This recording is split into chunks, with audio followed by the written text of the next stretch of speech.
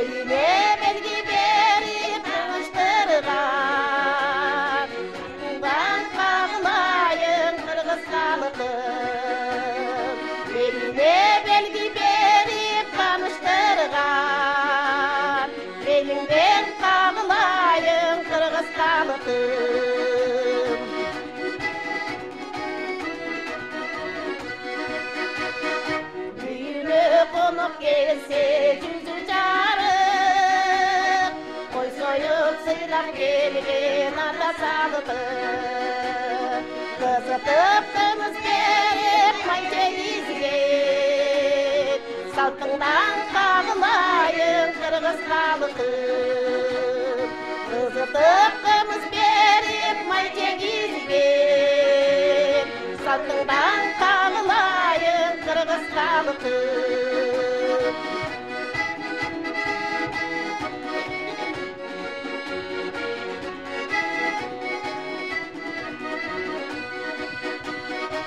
Alıp yiyin canımdanlı Bir ata bir enedim karalganlı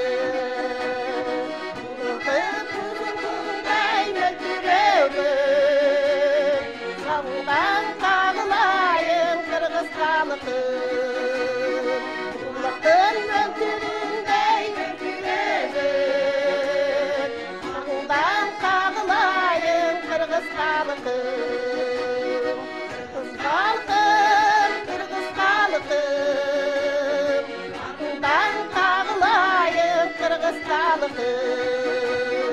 Kırgız kalıkım, kırgız kalıkım Atından kağılayım kırgız kalıkım Atından kağılayım kırgız kalıkım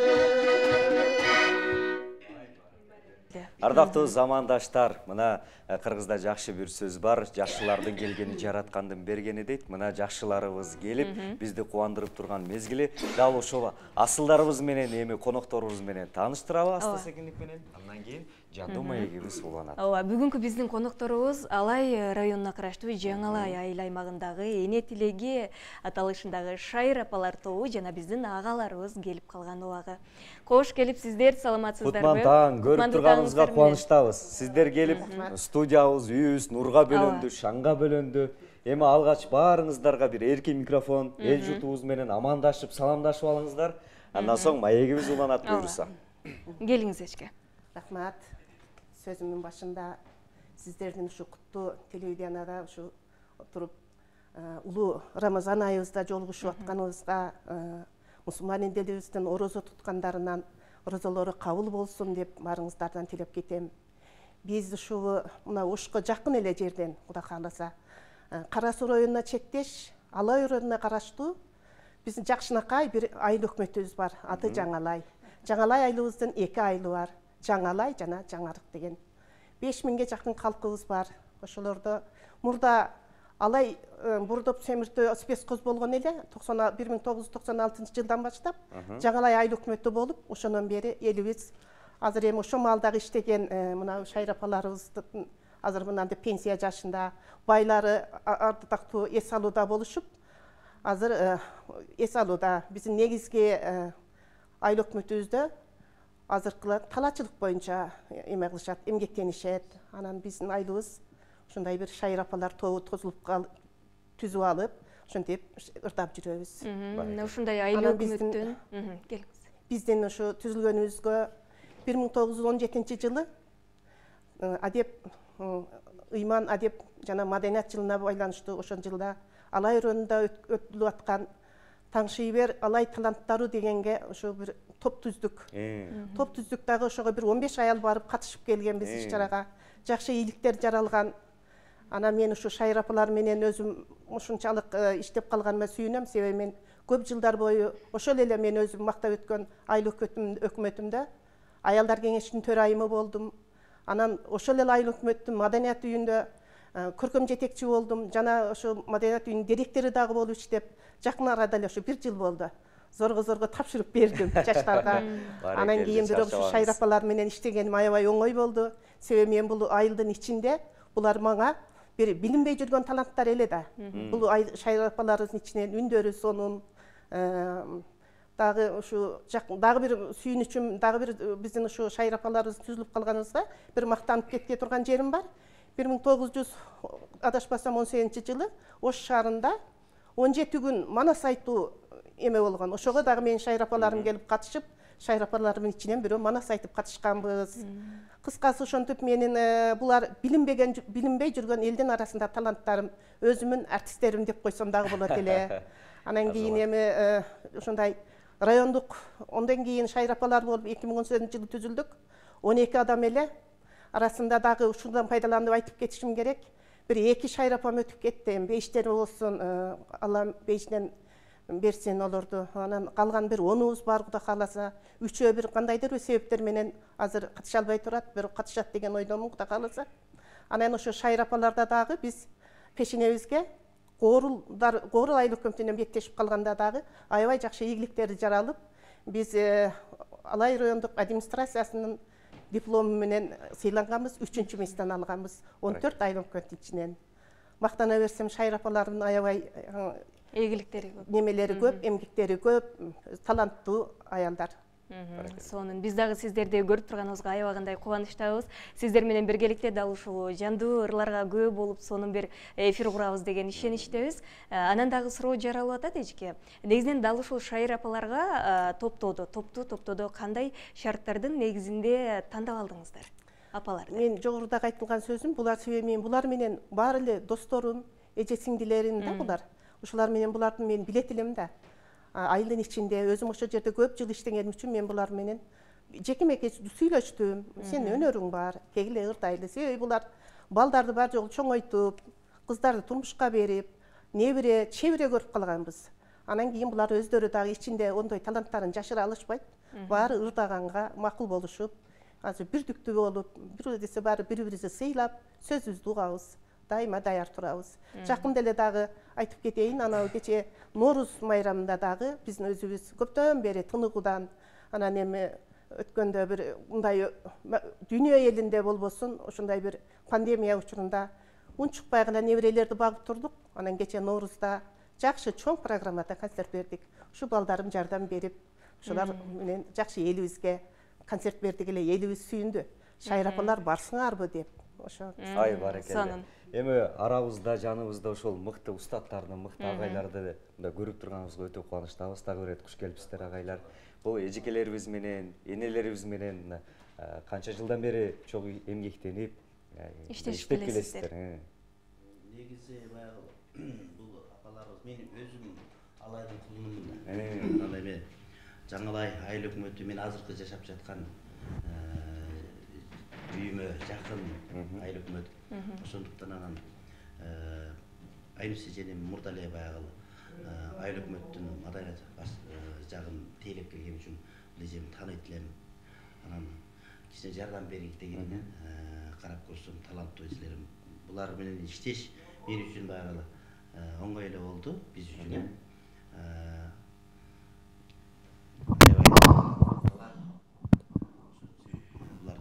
Сөзүн жерге таштабастан иштешип жатабыз.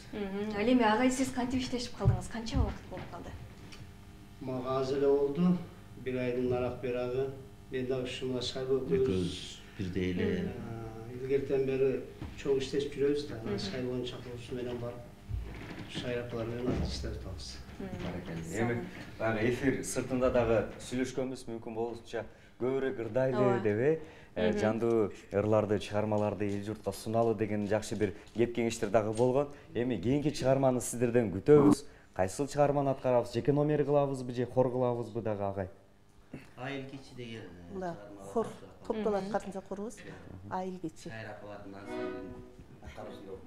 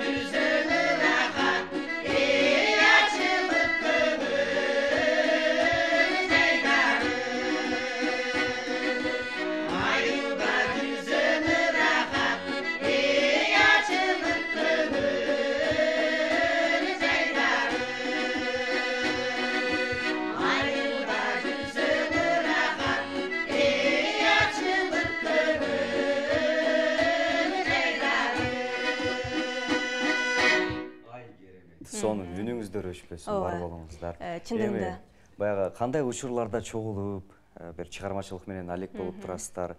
Кандай учур сиздерди мындай көбүн эсе бириктирет? Бизде эми ошо буга чейинкиден айтып кетсем, буга чейин деле 8-марттарда, нооруздарда, балдар күнүндө өздөрүбүзчө концерт коюп жүрдүк. Наркы өзүбүздүн коңшу айыл Жаңарка деле барып, анан дагы бир айта турган эмес, музыка жок болсо деле жандуу үн менен деле концерт коюп жүрдүк. Ушу бири-бирибизге тез эле байланышып турабыз. Анан ырдайлы дейбиз, өзүбүзчө чогулуп алып, ырларды репетиция кылып турабыз. Ошо. Көбүнчө майрамдарда кезигет экенсиздер да. Элибиздин көңүлүн ачканга аракеттенип, ошо майрам күндөрдө иш-чараларды өзүбүздүн айылыбызда өткөргөндө ошо Шайыр апаларым даяр элечектерин кийишип, айылдын көркү болушуп дайыма. Анан дал ушул ырларды ырдоодо кандай кеңешесиздер, кандай ырларды тандаганга көбүнчө басым жасайсыздар? Ыр тандоодо эмнеге маани бересиздер? Ыр тандоодо берем, көбүнчө биз өзүбүздүн мына Шайыр апаларыбыздын атын эле болуп турбайбы, эне тилеги деп. Биз ушу Кыргызстаныбыз тынч болсо дейбиз, эли журтубуз тынч болсо дейбиз. Ушу отурган Шайыр апалардын жок дегенде бирденибиз, ошо мигрант болуп.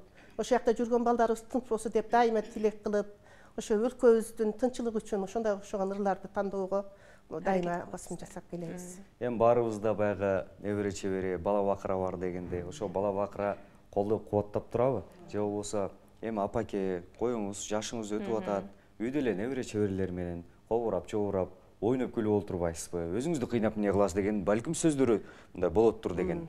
Эми ондой деп деле айтканга эч кандай эмебиз жок. Себеби балдарыбыз, кыздарыбыз баары эле бүгүн деле баардыгы кабарлашып болуп, ай Шайыр апалар, сиздерди ушу күтөбүз деп баары бүгүн көрүп атышат. Кудай кааласа. Көрүп жаткан убак. Анан кийин дагы сиздерден дагы бир кечирим сурап кетем. Мен бүгүн ушу уулумун кызы Айсезимдин туулган күнү эле. Кичинекейбиз неберебизди. Ушу неберебиздин туулган күнүн куттуктап коеюн. Ал неберем дагы Кудай өмүрүнө баракет берсин, чоңое берсин. Рахмат. Жашы узун болсун. Эми сиздерден дагы кийинки чыгарманы сураналы, анткени дегенде бизде убакыт чектелүү. Ал эми биз болсо сиздерди көбүрөөк ырдатып, дал ушул коңур үнүңүздөргө, мукамдуу үнүңүздөргө күбө болгубуз келип атат. Андыктан кийинки чыгарманы сураналы. Анда эмесе кийинки чыгарма жана Токтогул Сатылгановдун Алымкан деген чыгармасын биздин ушу топтун ыр жайыны Эрете Жевзат Карпес.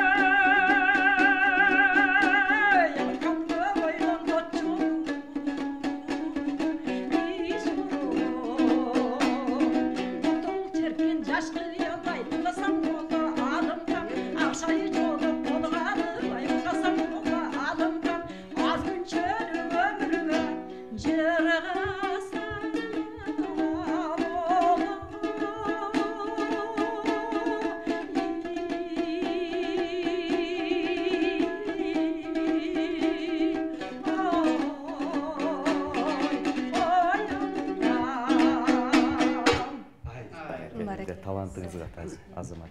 Анан баягы жаш улгайган сайын, убакыт өткөн сайын эс тутум начарлап баратканы баарыбызга айдан ачык эмеспи? Анан сиздердин укмуш бир ырдап атканыңыздарды көрүп мен айран таң калып атам да, таң калып атам. Эмнеге дегенде ырларды кантип жаттап атат экен депчи. Ол бир ыр жаттоодо, ырдын текстин кароодо мындай эч бир кыйынчылык болбой атабы? Кантип жаттап атасыздар негизи? Бизге кызык болуп атат. Жаттадык эми биз союз маалында жаттап калган үчүн эсибизден чыкпайт го. Ошон үчүн эски ырларга көбүрөөк басым берип атабыздар. Ошону эметебиз да, эскибизге тутабыз. Сулук менен, Жаттаган кыйын, бирок уккан менен тез жаттап кетебиз. Уккан менен. Жашана жогоруда эжекебиз дагы ушул топтун жетишкендиктери тууралуу, бир топ жетишкендиктери тууралуу айтып кеттиңиз. Эми алдыдагы пландары тууралуу сурагым келип атат. Мына жаз алды менен дагы топтун ишин дагы да болсо жанданталы деген пландар болсо керек эжеке. Куда кааласа. Себеби бизде дагы айтып атпаймынбы, дагы бар шайыр апалар. Бизди көрүп дагы талпынган шайыр апаларыбыз онон көп, кошулам дегендери мындан көп кошулушат. Куда кааласа, муну дагы алдыга карап эми дагы эле баягы ушу Кудайдан тилейбиз да, ушу мына коңшуң тынч, өзүң тынч дегенде ушу дүйнө элибиз тынч болсун. Биздин ушу тилектерибиз, ушу заманыбыз жакшы болсо, дайыма ыр күлкү болот го. Ошондо бул шайыр апаларыбыз деле алдыда дагы жакшы иш-чараларга, райондук деңгээлдеги өткөрүлүп аткан иш-чараларга катышууга аракет кылып, өзүбүздүн дагы бир репертуарларыбызды кеңейтели деген ойлорубуз бар. Анан ошол алыс жакынга, мааракелерге, жакшы бир жишандарга барарда каражат сөз түрдө талап кылынат эмеспи?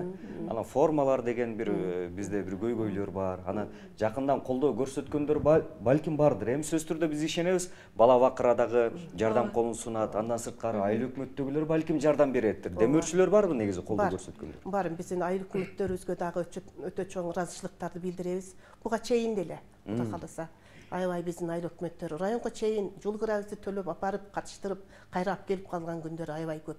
Мундан кийинки деле ошондой болот деген ойдобуз. Себеби алар бизде эч кандай, даже айылдык кеңештин депутаттары деле өзүбүздүн балдарыбыз. Алар деле биздин бир кандайдыр бир эмен айтсак, алар деле колдорун сунуп биз үчүн дайыма көйүп турушат. Айыл өкмөтүбүз дагы жардам берип турат. Ар тараптуу колдоп турат эжеке. Анан жогоруда да айтып калдыңыз, ушул топту кеңейтебиз деген ниеттер бар деп. Анан топтун саны негизи канчага чейин болсо деген ойлор бар эжеке. Өзү башында ошо 12 болдук элек, анан бир жерге барганыбызда деле ушу пуктараак бир 12 болсок дегенде жакшы оюбуз бар. Ошондой анан дагы эле болсо дагы бизге атаандаш башка деле шайыр апалар чыга берсин деп айтып атабыз. Башка деле чыгара бергиле ошон деп ошондой ойду айтып атабыз. Эми дагы бир чыгармага кезек берсек болобу агай, уруксатыңыз менен? Кимдерди атсак болот? Ким ырды айтып элерибизде? Ушул топтун дагы бир эң жаш ырчайымы Замира жеңебизге кезеген берейли. Ay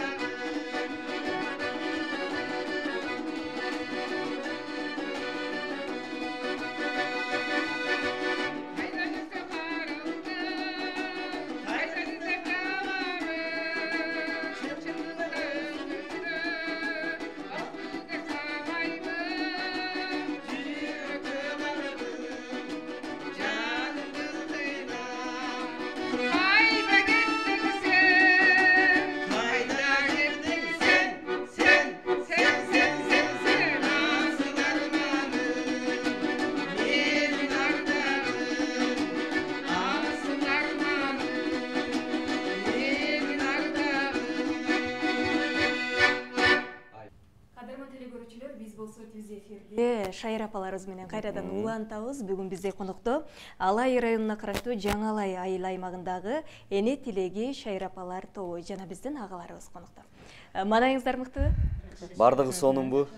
Мүмкүн болушунча баягы жогоруда башында дагы сүйлөшкөнбүз, айтканбыз, убактыбыз бир аз чектелүү, ченелүү. Мүмкүн болушунча бизге көбүрөөк ырдап бериңиздер деп сурандык эле. Мына өтүнүшү сөз түрдө аткарылып аткан мезгили өтө кубанычтабыз. Эми эң акыркы хор менен эфирибизди жыйынтыктайбыз деген ойдо турабыз. Эгерде каршы болбосоңуздар, ыр менен жыйынтыктасак. Макул, анда Атабек Бөдөшевдөн Кыргызстаным деген хорду ушу Шайыр апаларын аткарсын. Келиңиздер.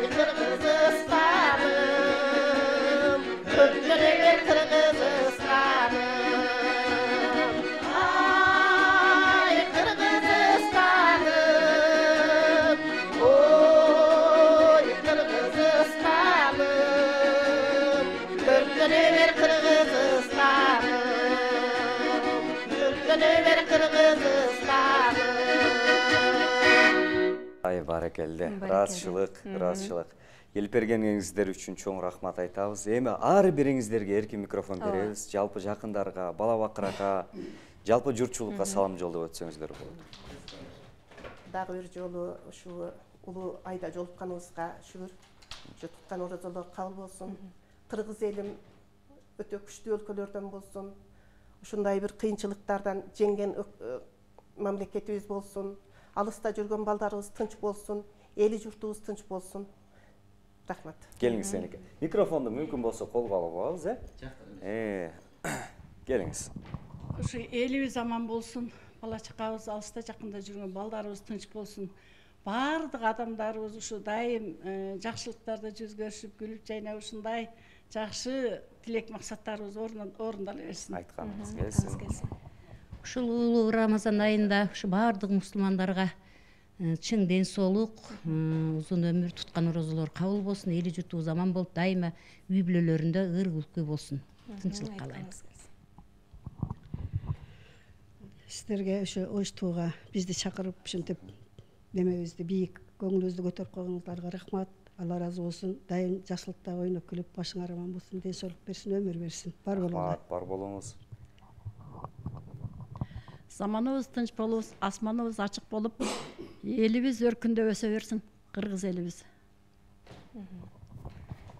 Мен деле ушул эжелердин сөздөрүнө кошулам. Заманыбыз тынч болсун, эли журтубуз аман болсун. Рахмат. Дүниеде тынчтык болсын, элибизде токчулук болсын.